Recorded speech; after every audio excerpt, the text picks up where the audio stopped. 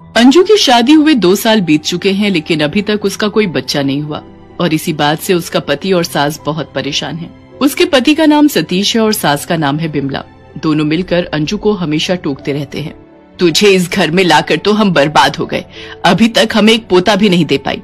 हाँ अंजू, लानत है तुम पर। अंजू ऐसे ही ताना सुनती रहती है। अंजू एक गांव से है।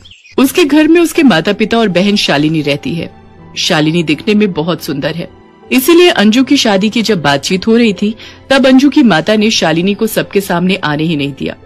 शालिनी, तू घर के अंदर ही रहना, गलती से भी उन लोगों के सामने मत जाना, नहीं तो तेरी बड़ी बहन की शादी नहीं होगी, समझी? हाँ माँ, मैं समझ गई। इसके बाद सतीश के साथ अंजू की शादी हो जाती है और उसके बाद शालिनी सबके सामने निकलती है और उसी वक्त पहली दफा सतीश शालिनी को देखता है। वो अपने ही मन में कहता है, अरे यार, अंजू के माता पिता ने ये अच्छा नहीं किया, इतनी सुंदर लड़की को छुपा के मेरे साथ इस अंजू की शादी करवा दी। शालिनी कितनी सुंदर है, काश वो मेरी बीवी होती।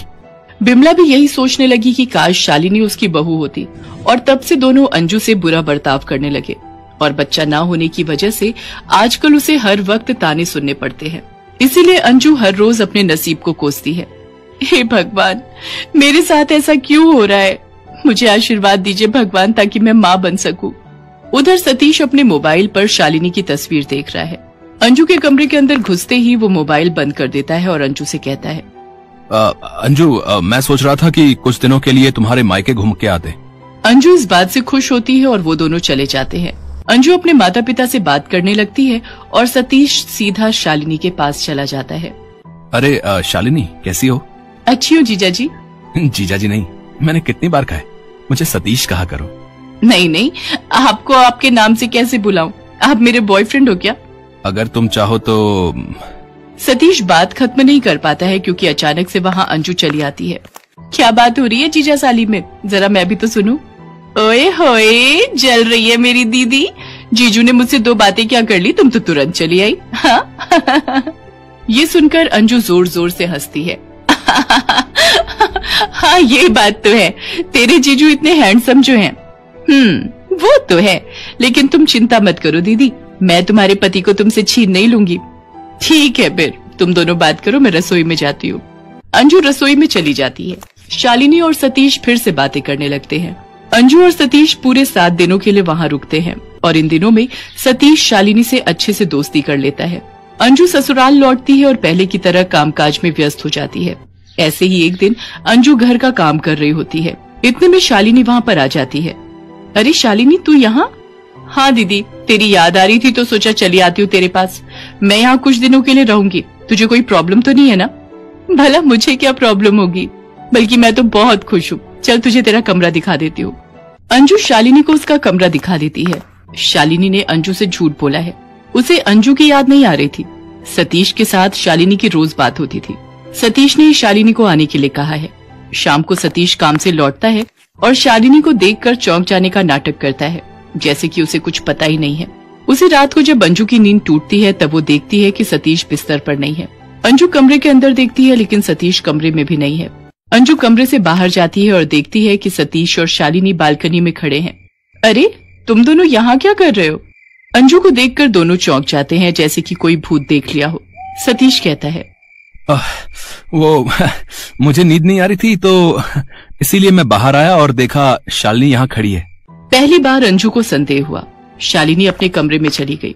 अगले दिन अंजू ने देखा कि उसकी सास बिमला शालिनी से बहुत अच्छी तरह से पेश आ रही है। अंजू को लगने लगा कि शालिनी इस घर में धीरे धीरे उसकी जगह ले रही है। सतीश काम पर जाने से पहले शालिनी की खोज करने लगा। काम से लौटकर शालिनी के साथ बातें करने लगा। बिमला और शालिनी पूरा दिन कमरे में बैठकर गप्पे लड़ाने लगे और अंजू काम करती रही। अंजू को लगने लगा कि वो इस घर की नौकरानी है, लेकिन फिर भी अंजू ने किसी को कुछ नहीं बोला। बस शालिनी को अपने कमरे में बुलाया और कहा, शालिनी, मुझे लगता है अब तुझे घर लौट जाना चाहिए। क्यों? नहीं, मतलब बहुत दिन हो गए हैं तू यहाँ है, माँ और पापा चिंता कर रहे होंगे। तुम उसकी चिंता मत करो, मम्मी पापा के साथ हर रोज मेरी बात होती है। शालिनी घर लौटने के लिए मना कर देती है। अंजू को बुरा लगता है। उसी रात अंजू की नींद फिर से टूटती है और वो देखती है कि आज फिर से सतीश कमरे में नहीं है।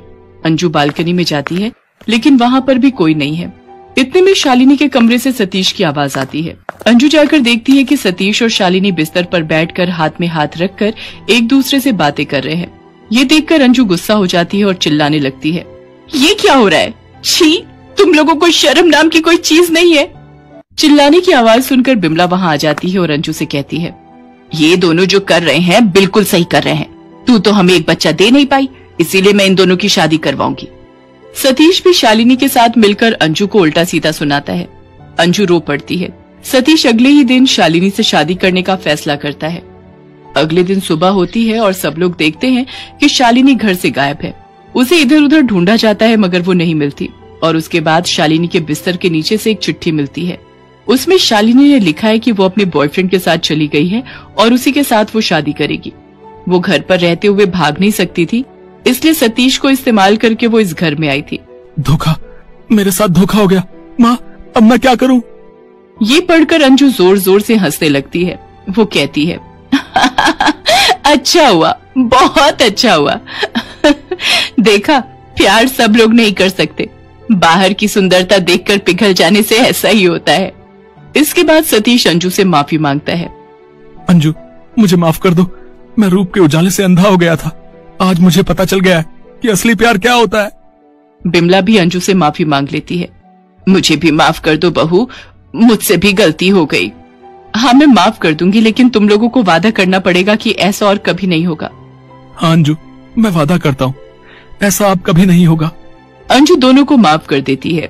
इसके बाद सतीश और बिमला दोनों बदल जाते हैं। दोनों अंजू से अच्छे बर्ताव करते हैं। कुछ दिनों बाद अंजू गर्भवती भी हो जाती है और सभी खुशी खुशी जिंदगी बिताने लगते हैं।